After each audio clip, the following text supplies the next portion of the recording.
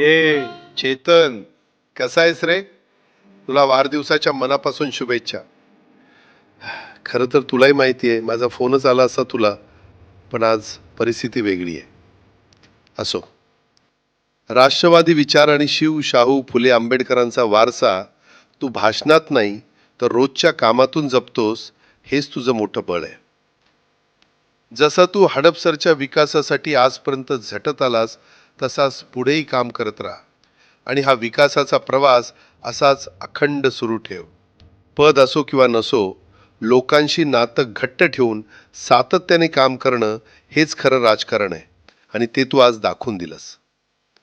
आज मी प्रत्यक्ष तुझ्यासोबत नसलो तरी तुझं काम, तुझी धडपड आणि लोकांप्रती असलेली तळमळ मला कायम जाणवत राहते.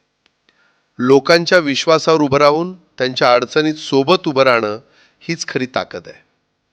लोकांच्या मनात घर करणारा, समाजासाठी कधी न डगमगणारा लोकप्रतिनिधी होत राहा.